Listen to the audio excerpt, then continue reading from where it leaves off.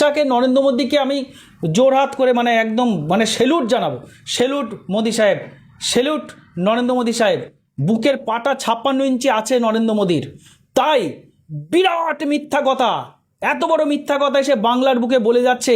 বিরাট মিথ্যা কথা কি, যে আমরা শরণার্থীদের নাগরিকত্ব দেব, আমরা ঘুষপেটিয়া মানে অবৈধ অনুপ্রবেশকারীদের আমরা তাড়াবো। দেখুন, এটা খুব আশ্চর্যের বিষয় এটা, যে স্বরাষ্ট্র দপ্তর যে নোটিফিকেশনটা জারি করেছে গত 19শে মে, সেখানে ভারত সরকারের প্রত্যেকটা রাজ্যে, ভারতবর্ষের প্রত্যেকটা রাজ্যে চিফ সেক্রেটারিকে অর্ডার করেছে যে তাদের দেশে মানে তাদের রাজ্যে রোহিঙ্গা এবং বাংলাদেশি মানে মায়ানমার এবং বাংলাদেশ থেকে আগত অবৈধ অনুপ্রবেশকারী কারা কারা রয়েছে তাদেরকে খুঁজে বার করতে হবে। এবং খুব এটা আমার কাছে খুব খারাপের বিষয় এইটা, যে এত মতুয়া, উদ্বাস্তু, নমশূদ্র, এমএলএ, মন্ত্রী, নেতা, চেয়ারম্যান এত কিছু রয়েছে, কিন্তু দুর্ভাগ্যের বিষয় আপনি এই কথাটা কোনো একটা মতুয়া সমাজকে, উদ্বাস্তু সমাজকে বা মতুয়া সমাজকে আপনি জিজ্ঞেস করুন, তারা বলবো আমরা তো কই জানি না। আসলে তারা যে এত ভয়ঙ্কর বিপদের মধ্যে পড়ে গেল গত 19 তারিখে, মানে বাধা ধরা টাইম, রাজ্যগুলোকে বাধা ধরার টাইম দিয়ে দিল কেন্দ্র সরকার, যে 30 দিনের মধ্যে প্রত্যেকটা বাংলাদেশি এবং মায়ানমারের মানুষকে ডিটেন করতে হবে, ডিটেন করে তাদেরকে খুঁজে বার করতে হবে, তাদের বিরুদ্ধে চার্জ ফ্রেম করতে হবে। চার্জ ফ্রেম কি, as per act, foreigner immigration act 2025, যেখানে বলা হয়েছে যে এই যে বলছে 30 দিন সময় দিয়েছে, এদের শাস্তিটা কী হবে। দেখুন, অনেক সময় না দেখবেন যে কোনো অসহায় লোক যদি বাড়িতে ঢুকে যায়, দুর্বল লোক, তখন কি করে সেই লোকটাকে ঘিরে ফেলে, প্রথমে চারিদিক দিয়ে ঘিরে ফেলে যাতে পালাতে না পারে, বাড়ির দরজাটাকে লাগিয়ে দেয়, চারিদিক দিয়ে ঘিরে তারপরে মারে গুতিয়ে গুতিয়ে। ঠিক একই দশা হতে চলেছে আমাদের এই রাজ্যের সমগ্র মতুয়া সমাজ, উদ্বাস্তু সমাজ এবং নমশূদ্র সমাজ, তাদেরকে ঘিরে ধরেছে কেন্দ্র সরকার। গত 26শে মার্চ বারুণী মেলা যেদিন, সেই দিন নরেন্দ্র মোদী মতুয়াদের উদ্দেশ্যে ভাষণ দিচ্ছে যে মতুয়ারা দীর্ঘজীবী হোক, মতুয়ারা ভালো থাকুক।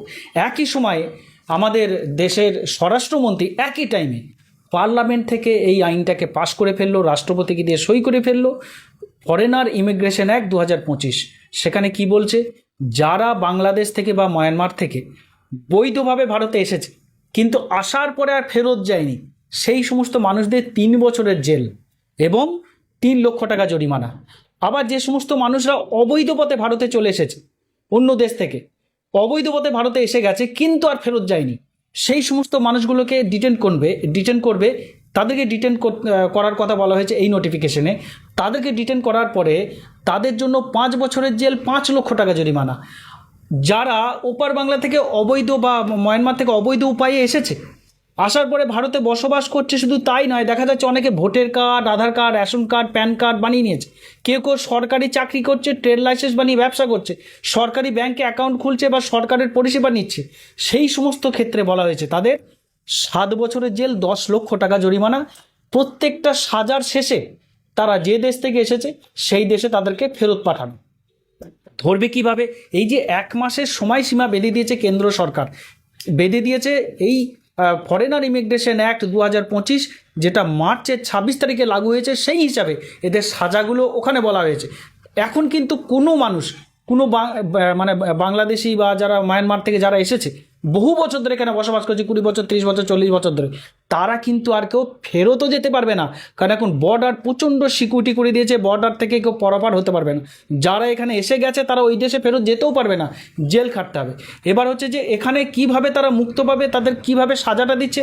দেখুন, এখানে সিটিজেনশিপ অ্যামেন্ডমেন্ট অ্যাক্ট 2019টা যখন পার করা, মানে 19-এ যখন এই বিলটা যখন আইনে রূপান্তরিত করা হলো 2024 সালে ইলেকশনের আগে, এবং 2019 সালে যখন আইনটা পাশ হলো, তখন কিন্তু বিজেপির লোকরা, মন্ত্রী, এমএলএরা, শান্তনু ঠাকুররা সকলে বলেছিল হিন্দুদের কোনো ভয় নেই, মুসলিমদের বাদে প্রত্যেকটা জাতি এখানে নাগরিকত্ব পাবে, এবং 2014 31 ডিসেম্বরের আগে যারা যারা এসেছে তারা এখানে আবেদন করতে পারবে। আমরা যখন আইনটাকে হাতে পেলাম, অনলাইন পোর্টালে যখন আমরা সেটাকে ভেরিফাই করতে গেলাম, সেই পোর্টালের মধ্যে দেখছি হু আর দ্য এলিজিবল কলমে কারা লেখা আছে, মানে সি এর আওতায় কারা পারে, হু আর দ্য এলিজিবল। সেখানে দেখছি বলছে যারা পাসপোর্ট অ্যাক্ট, ফরেনার অ্যাক্টে ছাড় পেয়েছে তারা এলিজেবল। সেখানে একটা মিথ্যা কথা বলেছিল যে হিন্দুরা নাগরিকত্ব পাবে এবং প্রত্যেকে পাবে, একটা ধরা পড়ে গেল। তারপরে এখন এই 2025-এ গত 19 তারিখে যে আইনটা পাশ হলো এবং গত 26শে মার্চ যে ইমিগ্রেশন ফরেনার অ্যাক্টটা পাশ হলো, তাতে করে পাসপোর্ট অ্যাক্ট বন্ধ হয়ে গেল, ফরেনার অ্যাক্ট বন্ধ হয়ে গেল। মানে কি হলো, সেটাকে মার্চ হয়ে গেল। পাসপোর্ট অ্যাক্টে যদি ভ্যালু না থাকে, ফরেনার অ্যাক্টে যদি ভ্যালু না থাকে, সিএটাও বাতিল হয়ে গেল। তাহলে সিটিজেনশিপ অ্যামেন্ডমেন্ট অ্যাক্ট যেটা 2019-এ পাস হয়েছিল এবং 2024-এ লাগু হয়েছিল, সেটা বাতিল। নতুন অ্যাক্ট কি লাগু হলো 2025 26শে মার্চ, ফরেনার ইমিগ্রেশন অ্যাক্ট। গত 19 তারিখে কি বললো, অর্ডার হয়ে গেল সমগ্র রাজ্যে। এই অর্ডারটাকে লাগু করে দিল যে বাংলাদেশিদের, কথাটা দেখুন, কোথাও হিন্দু মুসলমান বলেনি, হিন্দু মুসলমান বলছে বাংলাদেশি এবং মায়ানমার থেকে যারা এসেছে তাদেরকে ডিটেন করা হোক। এবার তাদেরকে ধরবে কিভাবে, সাজা কিভাবে হবে, এদের কাট অফ ডেট কি জানেন? কাট অফ ডেট হলো 1952 সাল। এদের একটা ভয়ঙ্করভাবে আপনার বাড়িতে যাবে একটা ফিঙ্গারপ্রিন্টের মেশিন নিয়ে, আপনি আঙুলে ছাপ দেবেন। এর আগে 2021-এ ইলেকশন ল অ্যামেন্ডমেন্ট অ্যাক্ট 2021, সেখানে ইলেকশন ল অ্যামেন্ডমেন্ট অ্যাক্টের মাধ্যমে প্রত্যেকটা মানুষের ভোটার কার্ড এবং আধার কার্ডকে সংযোজন করে দিয়েছে, প্যান কার্ডকে সংযোজন করে দিয়েছে, যার ফলে এখন আধার কার্ডের মেশিন নিয়ে আপনার বাড়িতে যাবে, আপনার ফিঙ্গারপ্রিন্টের ছাপ নেবে এবং যখনই আপনার ফিঙ্গারপ্রিন্ট আপনি মারবেন, আপনার ভোটার কার্ডের এপিক নম্বরটা চলে আসবে যে আপনার এপিক নম্বরটা কত। সেই এপিক নম্বরটা যখনই ওই ইলেকশন কমিশনের পোর্টালে যখনই মারবেন, তখন আসবে যে আপনার ভোটার কার্ডটা কবে তৈরি হয়েছে এবং রেফারেন্স আইডি, মানে আপনার ভোটার আইডি কার্ডটা কার মাধ্যম দিয়ে এসছে, আপনার বাবার মাধ্যম দিয়ে এসছে। বাবা কত সালে ভোটার আইডি হয়েছে, বাবার কবে হয়েছে, দাদুর মাধ্যম দিয়ে, তার দাদুর মাধ্যম দিয়ে। এইভাবে দেখা যাবে যে 52 সালের প্রথম ভোটার লিস্টে আপনার পরিবারের কারো নাম আছে কিনা। যদি আপনার পরিবারের ভোটার লিস্টে নাম থাকে, 1952 সালের প্রথম ভোটার লিস্টে নাম থাকে, তাহলে আপনি ভারতীয়, আপনার কোনো সমস্যা নেই। আঙুলের ছাপওয়ালা যে লোকগুলো যাবে তারা আপনাকে ছেড়ে দেবে। যখনই 1952 সালে আপনার পরিবারের কাউকে পাবে না, সাথে সাথে আপনার আধার কার্ডটা ডিঅ্যাক্টিভেট, আপনার ভোটার কার্ডটা ডাউটফুল ভোটার, ডি ভোটার অ্যালাউট হয়ে যাবে। সঙ্গে সঙ্গে আপনার প্যান কার্ডের মাধ্যম দিয়ে আপনার কোন কোন ব্যাঙ্কে অ্যাকাউন্ট আছে, কোথায় কোথায় সম্পত্তি রেজিস্ট্রেশন আছে, সমস্ত অ্যাকাউন্টগুলো ডেবিট ফ্রিজ, টাকা তোলা বা জমা দেওয়া করতে পারবেন না, জমি কেনা বা বেচা করতে পারবেন না। এবার আপনাকে একটা আইনি নোটিশ দিয়ে দেবে, আপনি বাংলাদেশি বা আপনি মায়ানমার থেকে এসেছেন, আপনি প্রমাণ করুন ভারতীয়। এবার আপনি কাগজপত্র নিয়ে আপনাকে বিডিও অফিসে বা ডিএম অফিসে ডেকে পাঠাবে, আপনি যাবেন, আপনি প্রমাণ দিতে পারবেন না। তারা কিন্তু দেখুন একটা কথা, অমিত শাহকে, নরেন্দ্র মোদীকে আমি জোরহাত করে মানে একদম মানে সেলুট জানাবো, সেলুট মোদী সাহেব, সেলুট নরেন্দ্র মোদী সাহেব। বুকের পাটা 56 ইঞ্চি আছে নরেন্দ্র মোদীর। তাই বিরাট মিথ্যা কথা, এত বড় মিথ্যা কথা এসে বাংলার বুকে বলে যাচ্ছে, বিরাট মিথ্যা কথা কি, যে আমরা শরণার্থীদের নাগরিকত্ব দেব, আমরা ঘুষপেটিয়া মানে অবৈধ অনুপ্রবেশকারীদের আমরা তাড়াবো। আর এই মতুয়া নমঃশূদ্র উদ্বাস্তু সমাজের সাধারণ সাদা সিধে সরল মানুষগুলো, তারা ভাবছে যে আমরা মতুয়া, আমরা হলাম শরণার্থী, তার মানে আমাদের নাগরিকত্ব দেওয়ার কথা নরেন্দ্র মোদী সাহেব বলছে।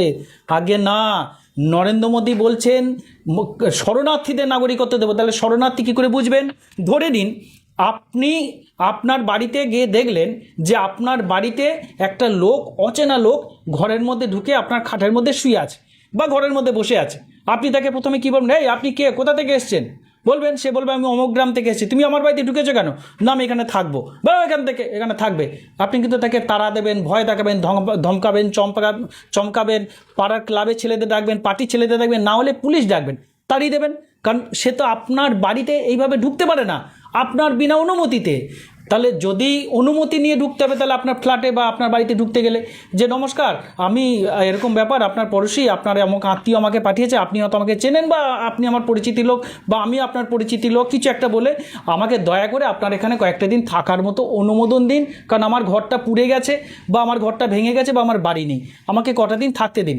আপনি যদি দয়াময়া আপনার মধ্যে থাকে, তাহলে আপনি বলেন ঠিক আছে, আপনি একজন পারিবারিক মানুষ, আপনি আমার বাড়িতে থাকুন অ্যাজ এ অতিথি। তাহলে আপনি কিন্তু সেই লোকটাকে বলবেন না যে তুমি আমার ভোটার কার্ডের সাথে অ্যাড হয়ে যাও, তুমি আমার রেশন কার্ডের সাথে অ্যাড হয়ে যাও, আমার সম্পত্তির ভাগ তুমি পাবে। এটাকে আপনি বলবেন না। সে আপনার বাড়িতে আশ্রয় প্রার্থী, শরণার্থী, আপনি তাকে আশ্রয় দিয়েছেন। ঠিক একইভাবে যারা ভারতবর্ষে এসেছে, যারা ভারতবর্ষে এসেছে এবং ভারতে ঢোকার পরে সাথে সাথে ভারত সরকারকে লিখিতভাবে জোরহাত করে বলেছে, হে প্রভু আমাকে ভারতে আশ্রয় দেওয়া হোক, কারণ ইন্টারন্যাশনাল আইন অনুযায়ী ইন্টারন্যাশনাল জেনেভা কনভেনশন 1951 অনুযায়ী যুদ্ধর ক্ষেত্রে কোনো দেশে যদি যুদ্ধ হয়, কোনো দেশে যদি ধর্মীয় কোনো ব্যাঘাত ঘটে বা কোনো যদি প্রাকৃতিক দুর্যোগ হয়, সেই কারণে কোনো দেশের মানুষ কোনো দেশে আশ্রয় নিতে পারে। এটা অ্যাজ পার জেনেভা কনভেনশন 1951-এ বলা হয়েছে। সেই হিসাবে ভারতও আশ্রয় দিতে বাধ্য, কিন্তু তার জন্য ভারতের কাছে সে লিখিত জানাতে হবে যে আমাকে আশ্রয় দেওয়া হোক। কিন্তু আশ্রয় নিলে আপনি এখানে ভোটার কার্ড বানাতে পারেন না, আপনি আধার কার্ড বানাতে পারেন না, আপনি ভারতে ভোটের অধিকার আপনার নেই, কিন্তু আপনি এগুলো সব বানিয়ে নিয়েছেন। তাহলে আপনার যেটা দরকার সেটা হলো আপনার কাছে নেই যে আপনি ভারত সরকারের কাছে লিখিত আবেদন, ওই আবেদনটা যার যার কাছে আছে সে হলো ভারতের শরণার্থী, সে নাগরিক নয়। এবার সে যদি শরণার্থী লিগালভাবে হয়েও থাকে এবং সে যদি বলে আমি শরণার্থী কার্ড আমার কাছে বা শরণার্থী কাগজ আছে কিন্তু আমি ভোটার কার্ড করে ফেলেছি, তাহলে কিন্তু সে ফর্জারি কেসে গ্রেপ্তার হবে। কারণ তুমি ভোটার কার্ড করলে কিভাবে, তুমি তো শরণার্থী, তুমি তো এখানকার তুমি তো এখানে নাগরিক নও। এই যে আইনি বিষয়গুলো এতদিন ধরে কেউ বিষয়গুলো দেখেনি, চলছিল, সবাই রাজনীতি করছিল। নরেন্দ্র মোদী, অমিত শাহ এসে বুক ঠুকে বুক চাপড়ে বলে গেছে যে আমরা শরণার্থীদের নাগরিকত্ব দেবো। মতুয়া সমাজে মানুষরা ভাবলো আমরা মতুয়ারা নাগরিকত্ব পাবো, কিন্তু আসলে না। যারা নাগরিকত্ব পাবে, যারা ভারতে 14ই জুলাই এবং 1952 সালের আগে যারা এসে ওই কার্ড বানিয়েছে, যারা আশ্রয় কার্ড বানিয়েছে, বা 1952 সালের পরে যারা এসেছে, যারা এখানে শরণার্থী কার্ড বানিয়েছে, তারাই এখানে ভারতে থাকতে পারবে। 52 সালের আগে যারা কার্ড বানিয়েছে তারা 52 সালের মধ্যে তারা ভারতের নাগরিক হয়ে গেছে। যারা 1947 থেকে 1952 সালের আগে পর্যন্ত 14ই আগস্টের আগে পর্যন্ত যারা ভারতে এসেছে এবং যারা যারা আবেদন করেছিল তারা ভারতের সিটিজেনশিপ হয়ে গেছে। এবার 52 সালের পরে 1952 সালের পরে যারা এসেছে তারা ভারতের সকলেই শরণার্থী, কেউ নাগরিক নয়। তাদের ওই কাগজ যদি থাকে তাহলে পরে তারা নাগরিকত্বের আবেদন করতে পারবে, যেটা ওই সিএতে বলা হয়েছিল। সিএটা এখন বন্ধ। এখন হচ্ছে যে কাট অফ ডেট 1952 সাল 14ই আগস্ট। অ্যাজ পার এটা কেন, এই ডেটটা কোথা থেকে আসছে?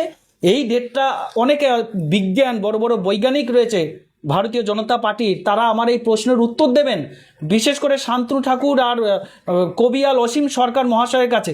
দুজনই খুব মানে সম্মানীয় ব্যক্তি, একজন এমএলএ এবং একজন মন্ত্রী।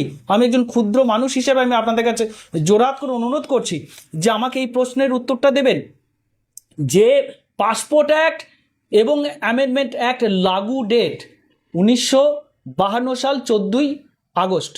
1952 সাল 14ই আগস্ট, তাহলে কাট অফ ডেট হল 1952 সাল। যেহেতু বৈদেশিক ব্যাপার মানে ওপার থেকে বা যে কোনো দেশ থেকে আসা এবং যাওয়ার ব্যাপার হলেই পাসপোর্ট অ্যাক্ট আর ফরেনার অ্যাক্ট হয়ে যায়, এবং তাদেরকে রেজিস্ট্রেশন অ্যাক্ট 1939-এ তাদেরকে রেজিস্ট্রেশন করলে তবে শরণার্থী হয়। তাহলে এই 19 তারিখে যে আমার সকল মতুয়া ভাইদের উদ্দেশ্যে, সকল বাংলাদেশিদের উদ্দেশ্যে, মায়ানমারের উদ্দেশ্যে যে নোটিশটা বেরোলো, এখনও শান্তনু ঠাকুর মহাশয় চুপ কেন? ব্যাখ্যা কি আছে? একটু দয়া করে ব্যাখ্যা দিন। আপনাদেরকে তো মানুষ বিশ্বাস করেছিল, আপনাকে তো ঠাকুরবাড়ির ঠাকুর হিসেবে মানে, আপনাকে তো দেবতার মতো মানে, অসীম সরকারকে গুরুদেবের মতো মানে। আমি অসীম সরকারকে বহুবার দেখেছি, তাকে বাবা বলে সম্বোধন করে হাজার হাজার মতুয়ারা। তাহলে অসীম সরকার বাবা হয়ে তার সন্তানদের প্রতি তার কী দায়িত্ব দেখালো? অসীম সরকার মশাই জবাব দেবেন না? আপনি তো বিজেপিটা করেন, আপনারা তো বিজেপিটা করেন, আমরা তৃণমূল কংগ্রেস করি। আমরা আশ্রয় দিয়েছি, আমরা রেখেছি, আমরা পাশে আছি সর্বদা। আমরা চাই না কেউ বেনাগরিক হোক, কিন্তু আপনারা চাইছেন বেনাগরিক হোক। আপনারা যে পাতে খাচ্ছেন সেই পাতটাকেই ফুটো করছেন। দয়া করে আমার এই প্রশ্নের উত্তরটা একটু দেবেন, তাহলে অন্তত সাধারণ বাংলার মানুষ কৃতজ্ঞ থাকবে আপনাদের কাছে।